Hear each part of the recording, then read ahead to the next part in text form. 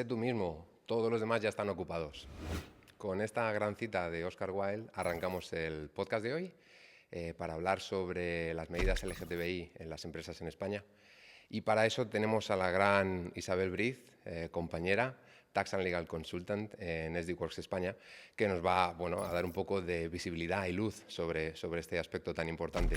Isa, muchas gracias por venir. Muchas gracias. Encantado de tenerte aquí. Gracias por hacernos un poquito de tiempo, que sabemos Encantada de participar. que estás muy ocupada. Pero bueno, no sé si quieres presentarte primero un poquito, que la gente te conozca, y luego ya pues entramos en materia. Bueno, sí, yo soy Isabel Briz, soy consultora en el departamento de Tax and Legal de SD-Works y me dedico a ayudar a los clientes en sus dudas y consultas sobre normativa, y asesoría laboral, fiscal, y también además doy formaciones sobre estos temas. Ok. Bueno, yo creo que la primera pregunta cae eso por su propio peso. ¿Qué es el plan LGTBI? Cuéntanos un poco sobre él. Este plan LGTBI es cierto que las empresas y la gente en general tiene ciertas dudas sobre el plan LGTBI. ¿Qué es el plan? ¿Es igual o es diferente al plan de igualdad? Okay. Si tienes el plan de igualdad ya no tienes que tener el plan LGTBI.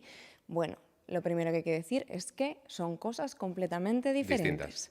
El plan de igualdad va más por el terreno de la igualdad de género entre hombres y mujeres. Y luego tiene su protocolo, que es el protocolo contra el acoso por razón de sexo o acoso sexual en el ámbito laboral.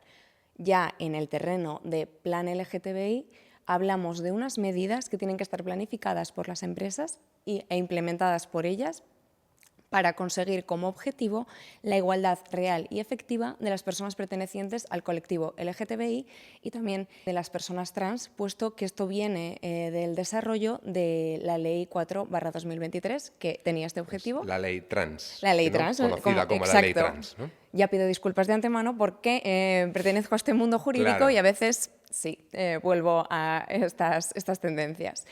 Esta obligación viene por el Real Decreto 1026/2024, que bueno, este año, en abril, ya se cumplieron los plazos para casi todas las empresas y luego en junio ha habido esta ya fecha límite. Es cierto que los plazos se han diluido un poco, como ya veremos más adelante, pero bueno, esta obligación es para las empresas que tienen en plantilla más de 50 empleados, es decir, de 51 personas trabajadoras en adelante. Sí, es una herramienta que es una obligación, pero bueno, es este objetivo de igualdad real y efectiva. Genial. ¿Qué diferencia es desde tu punto de vista en implementar un plan que es obligatorio por ley a realmente tener una cultura diversa e inclusiva? Bien, yo creo que la diferencia, la sociedad, los ciudadanos como tal, podemos verla bastante fácilmente. Sí que es verdad que es una obligación. Las empresas van a tener que cumplirla más tarde o más temprano. Entonces, una cosa es cumplir lo que dice el Real Decreto, cumplir lo que dice la ley, implementamos las medidas, tenemos un documentito y damos una serie de formaciones, que también vamos a hablar más adelante, y ya el día a día de la empresa es igual que antes, no pasa nada. La cultura, por ejemplo, también he dicho, la obligación es para empresas de más de 50 empleados. Seguramente hay empresas que tienen una menor plantilla y son más diversos, son más inclusivos, porque la cultura de la empresa es otra cosa, es la rutina, el día a día de la empresa, que es un entorno seguro, un entorno inclusivo y un entorno diverso, que no solo es tolerancia, sino son criterios de igualdad de trato y igualdad de oportunidades y de no discriminación a estas personas que pertenecen al colectivo LGTBI.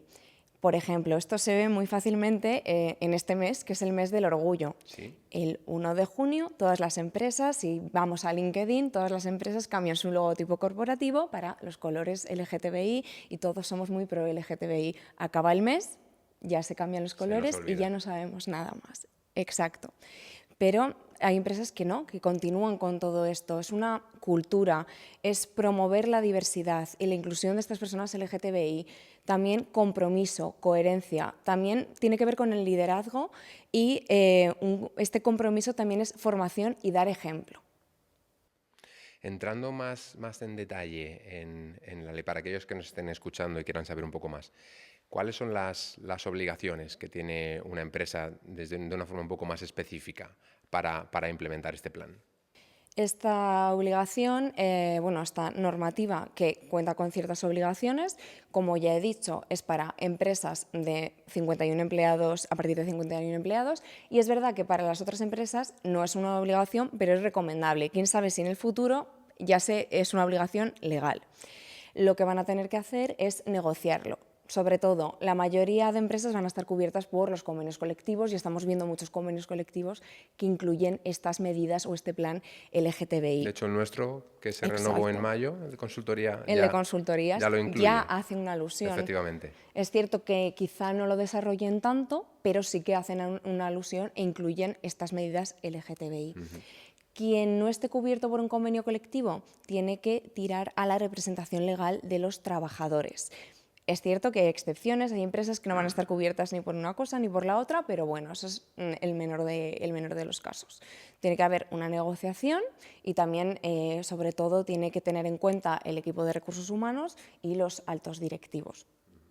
Estas obligaciones, hay unas medidas mínimas que también están establecidas en el Real Decreto, que serían, por ejemplo, estos criterios de igualdad de trato y no discriminación. También acceso al empleo, clasificación y promoción profesional, formación, lenguaje inclusivo, sensibilización, que la formación es muy importante y vamos a tratarla también ahora.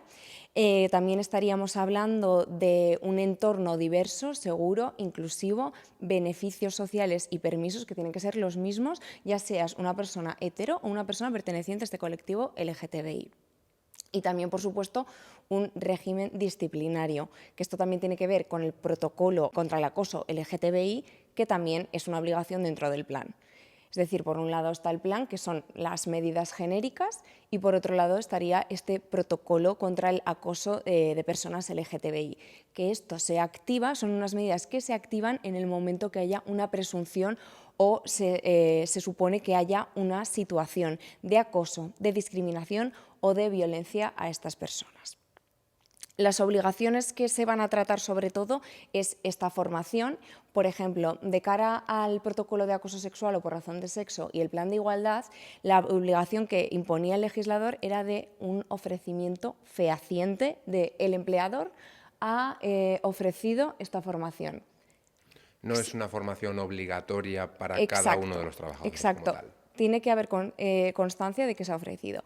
Pero cuando hablamos de plan LGTBI y el protocolo de acoso, ya tiene que haber una formación cursada por toda la plantilla. Ahí ya hay una obligatoriedad. Exacto, es una obligatoriedad de cursarla, está integrada dentro del plan, es una de las medidas mínimas, de hecho. Esto también lo preguntan muchas empresas.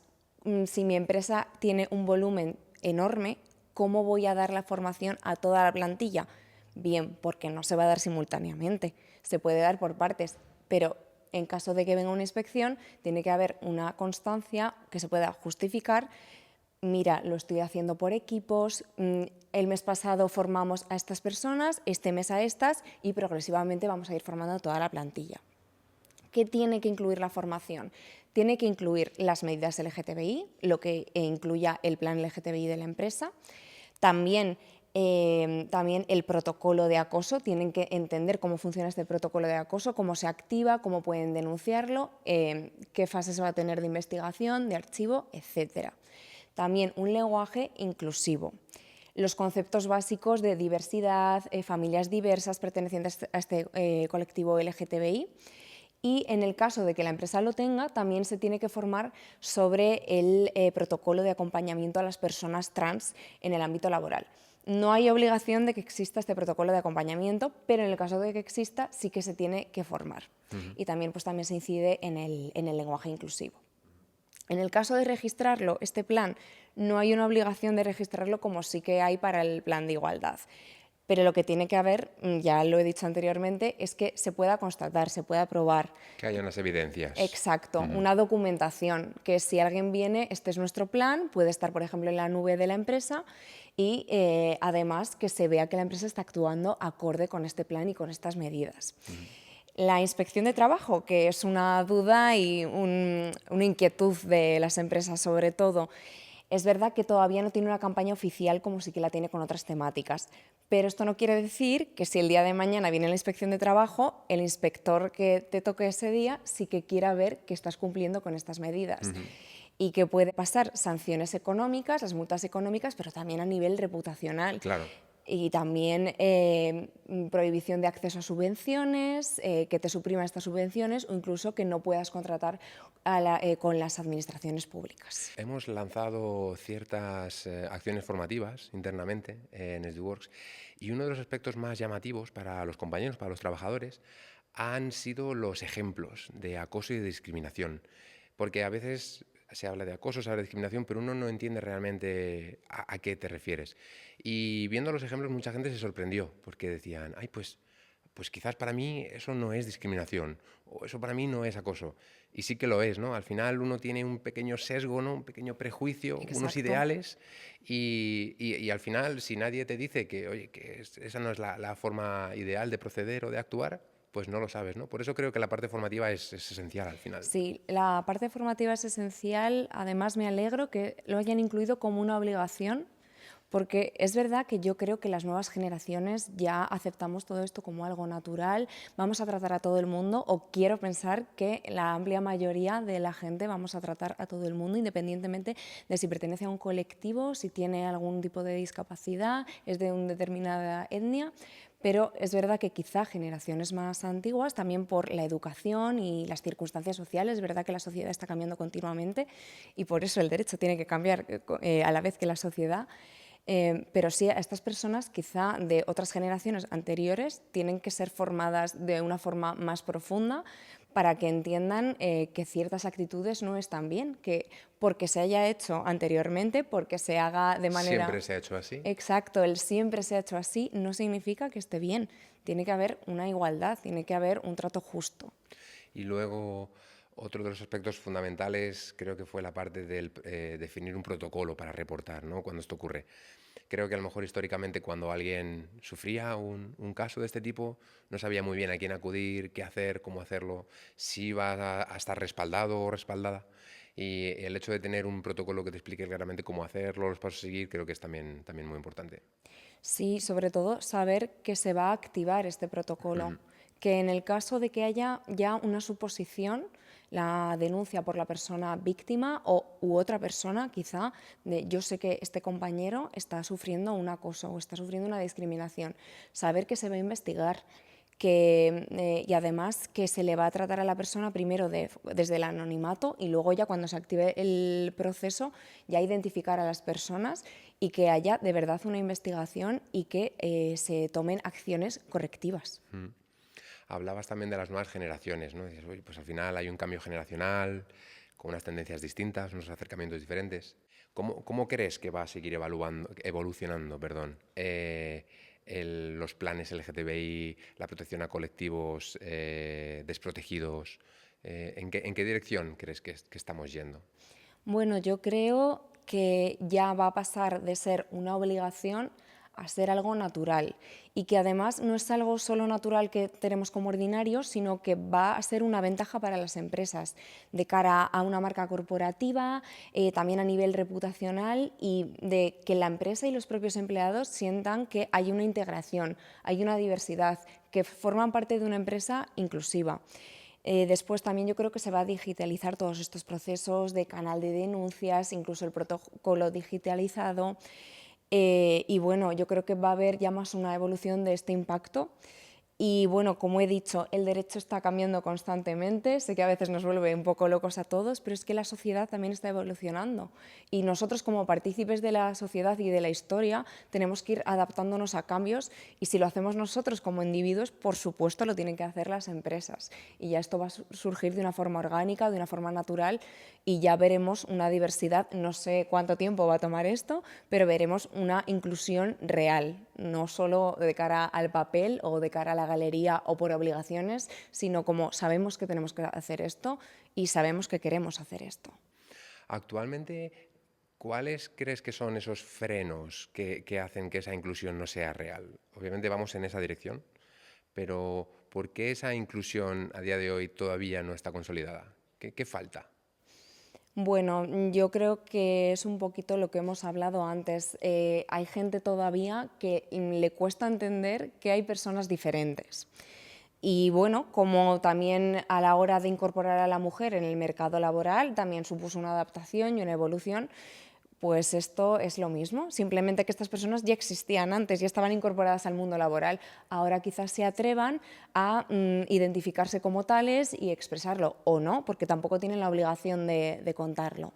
Ahora simplemente es el hecho de aceptar que estas personas existen, que estas personas además pueden sufrir el cambio durante la incorporación en el trabajo. Por ejemplo, una persona que se identificaba como hombre, luego se puede identificar como mujer y la empresa tiene que aceptar y adaptarse a este cambio, porque bueno, toda la sociedad y las personas están cambiando y entonces las empresas tienen que adaptarse. Tienen que adaptarse.